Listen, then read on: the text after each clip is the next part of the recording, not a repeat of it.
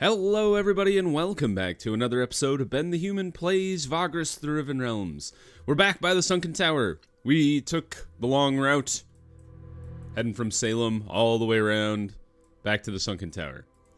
I also did some research off camera about where Harvick's, remaining murder victims, live. One of them is out here in Fort Refuges, so we might make a detour over there one time, to see if we can't help him out with that and get that mission either knocked off or, moved along maybe.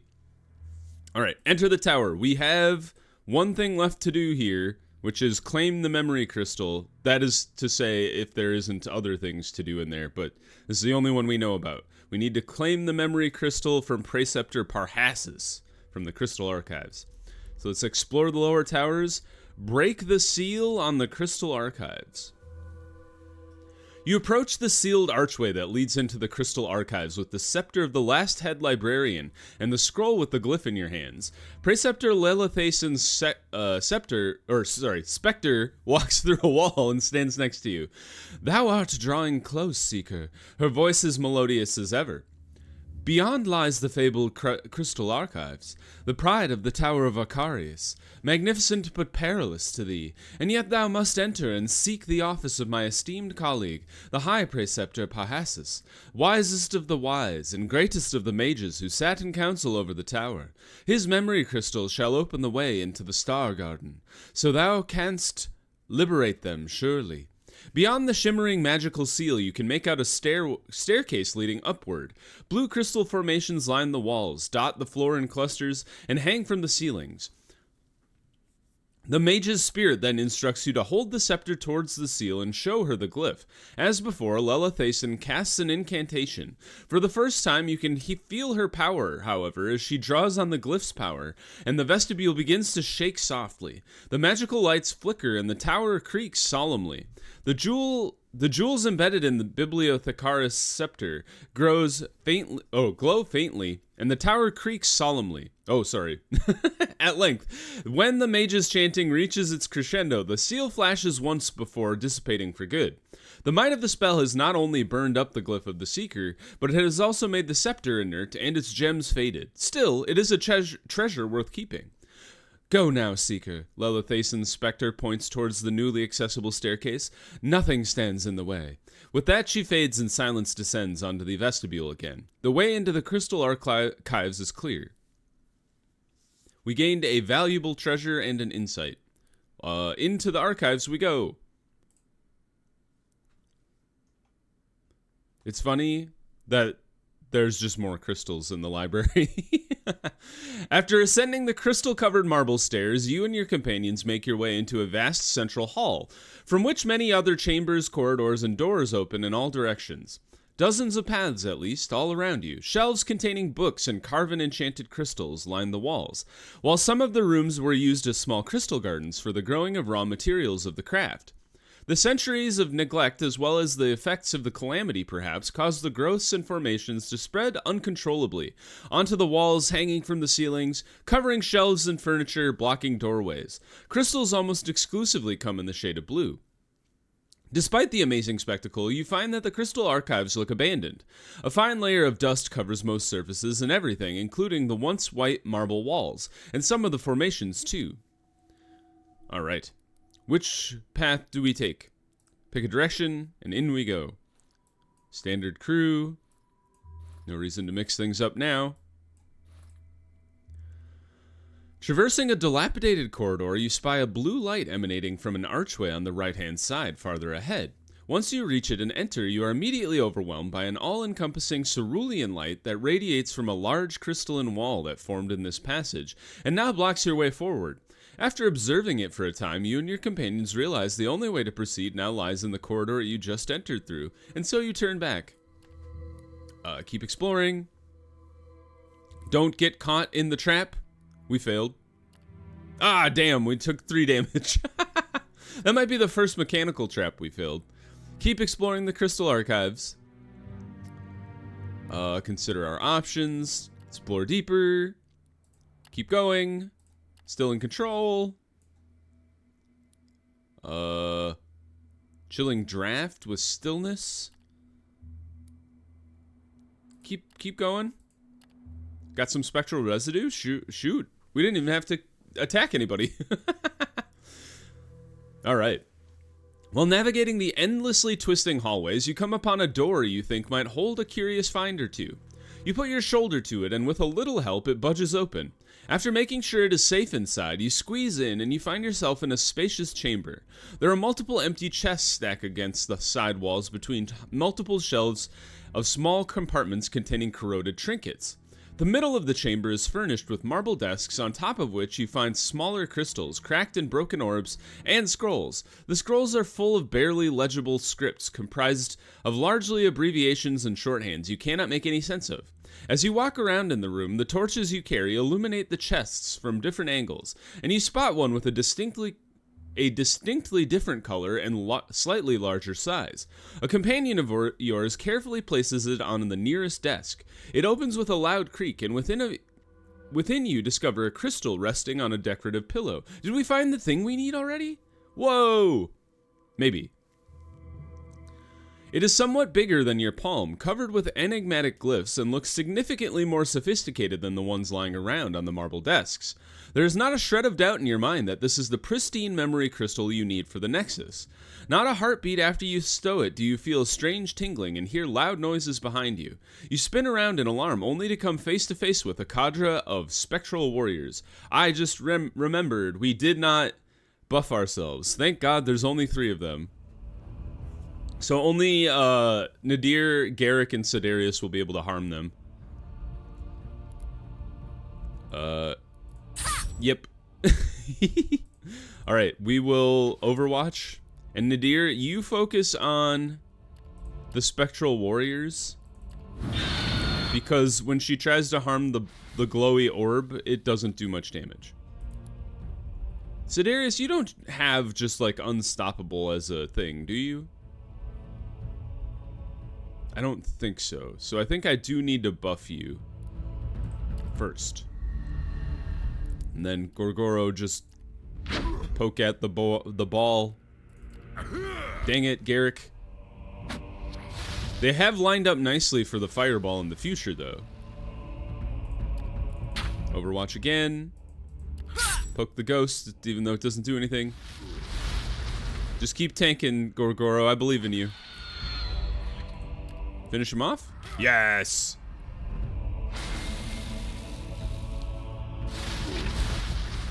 I feel like they had way more actions than normal. That may not be true, but it felt like it. I took that personally. Just keep overwatching with Kreefta. Bane? Does that do anything to a ghost? Well, apparently. Yes! More damage. Good block. Fireball it up. He's almost dead. Oh, you bugger. Don't heal it. Ah! But the glitch. No, Gorgoro, you idiot. You had one opportunity to try and kill the guy. Oh, I'm so upset. All right, Garrick, maybe you can do it? Yes, thank you. Move forward. Sidarius and Gorgoro switch spots. Oh, man. Oh, jeez. Stop moving around. I'm trying to kill you. I gotta, like, write a note for myself. Always cast the Blessing of Unbinding before going into the tower. Yeah, Sidarius is gonna be the one to kill this guy. Yep. Because he's got like super magic resistance or something. Whoa, 7 spectral residue, we only killed 3 people. Your foe is powerful indeed, yet it is no match for you and your companions. It is just a matter of time before you manage to overcome the onslaught and turn the tide of battle in your favor. Triumphant, you grab your gear and the valuable loot and leave the chamber behind. Did we get what we needed? Oh, we didn't. We got a different thing. Ah, so we got the crystal for posterity. It's a completely different crystal for the preceptor. You remain resilient? Let's head back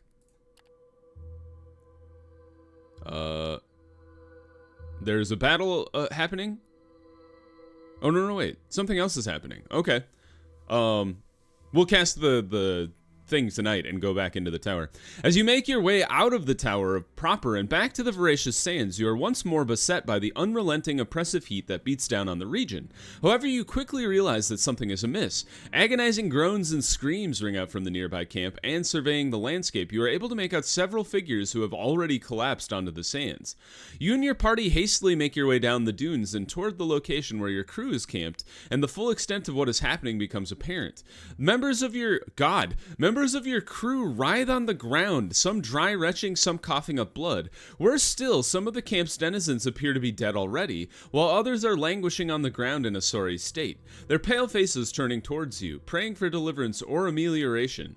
Once you confirm the events that transpired with one of your own, there is little doubt in your mind that they have been poisoned. Who did this? Was it those godforsaken mercenaries we led here? As you begin to struggle with the realization that many will die here today, the Vitrar shamans of the Sadirar arrive at your camp just in the nick of time. They move among your komes now with impressive efficiency, doing their utmost to help heal or offer purified water or curtail whatever sickness seems to have taken hold. Clearly in desperate need of help, one shaman approaches and engages you directly.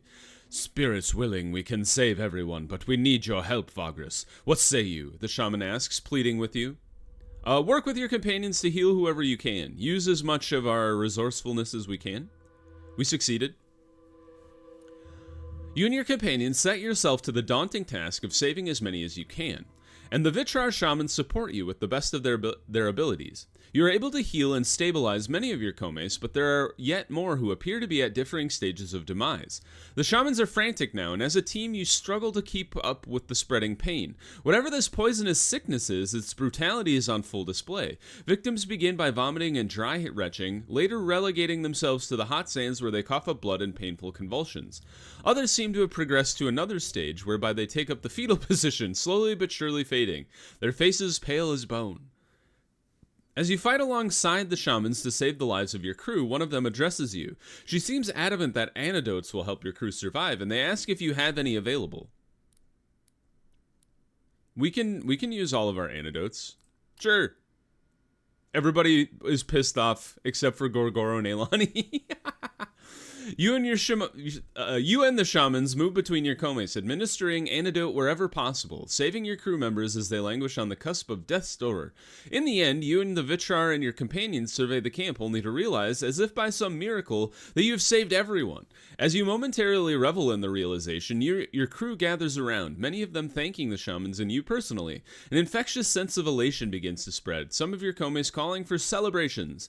You, on the other hand, have more pressing matters to attend to, namely the question of what or who is responsible for this whole grisly affair. Take time to explore the camp to find any clues. Exploring the camp for a while, the general devastation of today's events is fully realized. Despite their great healing skills, the Vitrar shamans could not save everyone. Thus, the deeply despondent denizens of the tower's shadow are as much in search of answers as you are, though few can provide any. Whoever did the deed covered their tracks well. You do pick up one valuable nugget of information, however. No one has seen the cartographer Aramis since early morning, and he does not seem to be among the dead. Uh-oh. So you follow the lead, making your way to Aramis's tent. Pulling back the flap, your suspicions are confirmed. The place is practically bare, save for a meager desk in the corner upon which are several maps. You search the area in hoping to find something more, a piece of evidence perhaps, or some trinket that helps elucidate the misdeed, but you turn up nothing noteworthy. Eventually, you rummage through his desk and examine the maps. With the time now to pore over Aramis's charts properly, it quickly becomes evident that the man had no true talent for cartography. He's a liar. Even the most simplistic details of the surrounding region are vague and amateurish at best.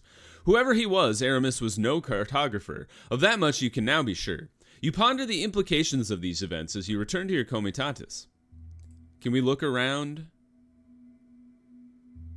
Try to sell some memory crystals? Oh. Are these useful? Maybe I'll hold on to these for now.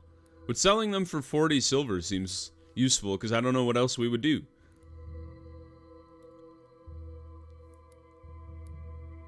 Yeah, inquire after the recovery of the adventuring trio you helped to leave the tower. After you inquire about the trio, one of the Sanirar leaves momentarily to fetch a tribesman who took care of them.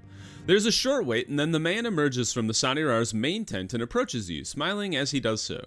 Crossing his tanned arms, the warrior stands tall before addressing you.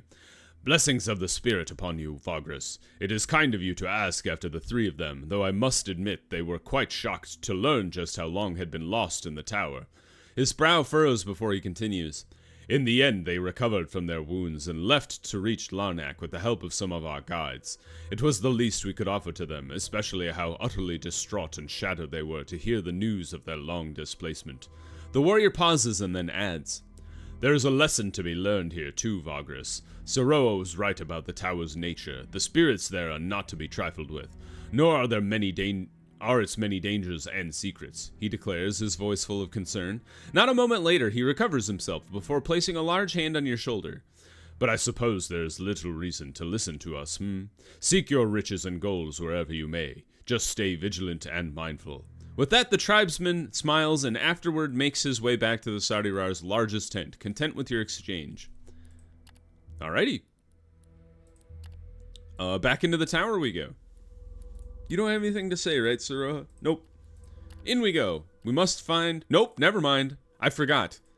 I have to rest, and then I have to cast the Blessing of Unbinding. Sidarius, help me out, man. Blessing of Unbinding, Spectral Dust. Thank you. You want a gift? Show him the Great King's Ring. We don't want to give up our Candle of the Dead. How about some trophies? 5 trophies. Because we lost everybody's loyalty in that last exchange, I figure I should go through and try to give everybody at least one gift. Give him a luck talisman? We don't have any of them equipped, so sure, why not? Thank you. Garrick, you can just have some money. Or not. How about a dwarven gadget? Says you 3. Kreefta. I don't want to give away the exquisite weapons because I need those to upgrade the outpost. You can have the other luck talisman. How about that? Elani, you actually had a boost, but have a survival kit. She actually was happy about us saving everybody. I don't have any ancient tablets? Or are you just too loyal? I can't give you anything. I think that might be the case. Except for maybe the demon horn, but we don't have any demon horn. And then Ren. I don't have any Dame Spoke to give to you, so sorry. Ask him about his armor. Offer him a trophy. I think we need the pristine trophies for our outpost too, so sorry, man. But you did gain loyalty. And then Harvick, you're the last one here. Ah! He's so picky. I think it might be because their loyalty is too high. That's the only thing I can think of. Alright, go ahead and rest. Everybody healed a bit. Back into the tower we go. Back into the Crystal Archives. And this time we have our blessing, so things should be easier. Everybody's a little banged up, but it should be fine. Ta-da! Oh, we're being attacked already. That was quick. This is even worse battle than the last one. And they were trying to stop me from taking crystals. Shoot them a lot. Yes! Please kill him. Ho ho ho ho! One down. They do not like Gorgoro for some unknown reason. Oh! Rude. Alright, throw your wards down. Maybe is this guy less dangerous in the front? Sure is. Try to kill this guy on the left. Good job, Kreefta. Yes! Another one dead. I keep killing the one who's last in initiative, but there's not a whole lot I can do about that. 2 damage. Interesting. They hit my person, and it did not harm him. God dang it, Gorgoro. There we go. He's almost dead. Alright, goodbye, orb. Let's try to take out the mage, maybe. Done. Burn him. And then Sidarius, please kill him. Yes! Gorgoro took a few nasty hits again. But could have been worse. 1 spectral residue. Alright. We'd like to get 4 to recover what we spent. Take the white crystal? Ooh, pure white crystals are pretty rare. Usually they're for quests, but I don't know if maybe I can use one. Oh, we're being attacked. Ah, even bigger group than last time. What are you? Preceptor? But not the one I'm looking for. Divine Instructor. Who's more dangerous? A Divine Instructor or a Preceptor? Holy crap, Gorgoro, what happened to all your health, man? Alright. Take out the big ball. That seems dangerous. Nice shot. Ah, Garrick, you fool. Oh, man.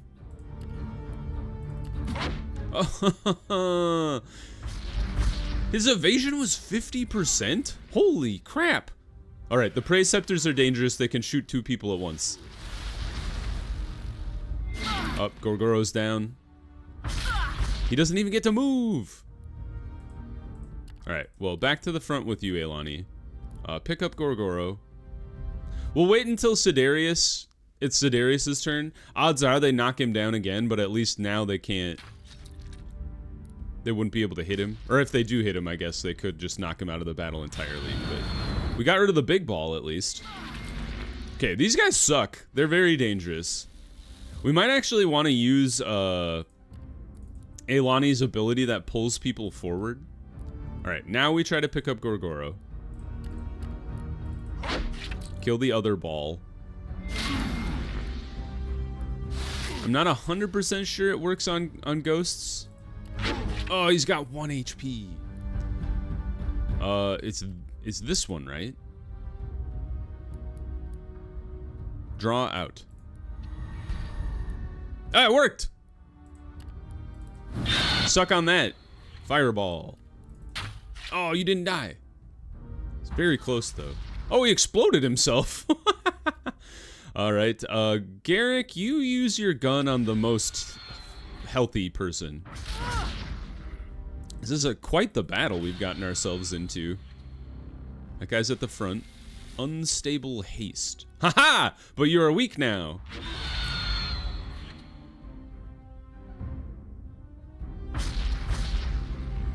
I don't know. It's kind of weird that they can't actually harm her for some reason. Maybe it's because I have spell resistance as a mage or something. Oh, I can't hit him. I can hit him with my hawk, though. For 5. Ooh, another 5. Transpose. Ah, you're just moving me around. Woo, that was quite the pitched battle. Things are dangerous in the Crystal Archives. After packing away the loot, more spectral residue. Elect to go deeper. Still in control. Yes! The crystal lamps. That's what I was hoping to find while we're wandering around in here. Explore further. Avoid the trap. Continue. Oh! Okay. The doorless corridor you took a while ago is most curious. There's a minute, slightly swaying pull forward that you can sense as you walk through the odd hallway. Yet this pull has not gotten any stronger since you began feeling it. What is more troubling, however, is what you can see beyond. The corridor is constantly moving in an oscillating manner as halls at its end give way to chambers, then other corridors show up instead of those chambers, after which the accursed passageway sways on to reveal stairwells, then halls again. As this keeps happening, light and shade coming from ahead of you shift and dance around as well. It feels like you are inside a gargantuan hollow pendulum swinging about somewhere in the depths of the tower, while the nauseating cavalcade slowly wearing you down. Just when you are about to turn back, you spy the very first door, ajar at that, from behind which you see a dull blue glow emanates. Peering into the room does not reveal any immediate peril, yet you proceed with caution as your senses are admittedly impaired from traversing that damned corridor. Once inside, the dizzying sensation is gone, along with the slight pull you sensed outside. You praise the gods for the brief respite, and you take a look around yourselves. This place is replete with crystals of varying shapes and sizes. Stone desks are littered with parchments whose contents had faded into oblivion long ago, as well as with obscure instruments whose purpose you cannot fathom. Behind the corridor of the L-shaped chamber, you find an ornate pedestal with a crystal atop that looks pristine. To your chagrin, however, it is impossible to as much as approach the pedestal, as a pale blue translucent magical barrier around it obstructs you, and there is no circumventing it. We will attempt to dispel the shield. We succeeded. The ward around the memory crystal is strong, thus you need to gather all your willpower and channel all the sorceress skills at your disposal. Indeed, you need to focus on directing them to dispel the protective barrier. A great deal of mental struggle accompanies your endeavor, in the wake of which arcane energies clash around the crystal. Subduing the nigh unassailable magical obstructions facing you, your combined efforts finally find a way to dismantle the protective ward. The blue translucent magical barrier disappears with a bright flash, finally allowing you to step forward and access this prized treasure. While your Kome sift through the conjuries of crystals lying around, seeking worthwhile ones to take, you take the carved object in your hand. Inspecting it closely, you see mystical glyphs etched into the elaborately crafted crystal, a feat of superb crystalmancy.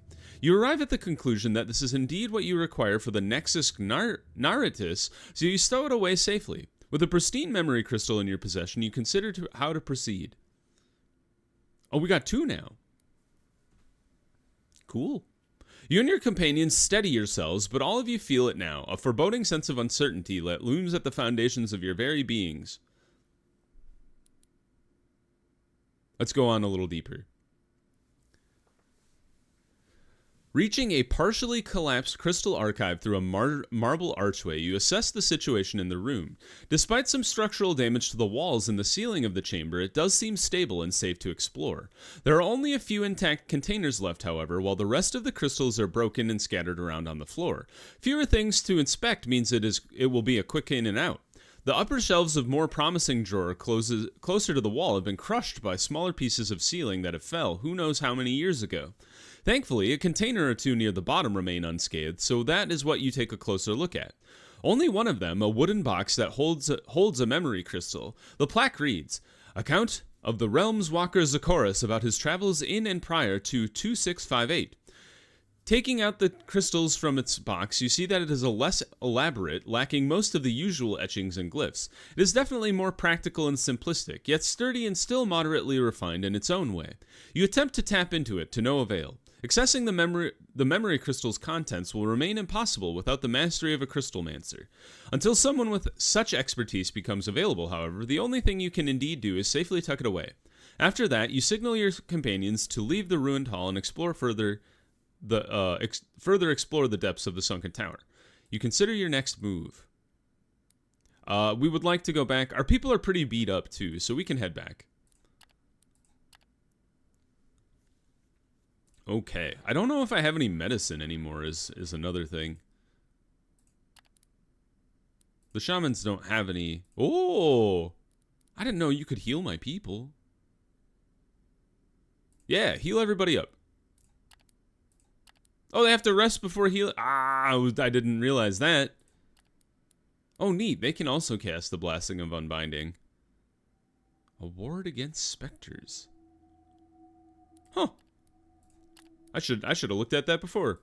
Well, anyway, let's pause the episode there. We'll take a quick rest real quick here. Yeah, I don't have any more medicine, but we do have really high herbalism skills, so we at least get some healing. Yes. Okay, cool.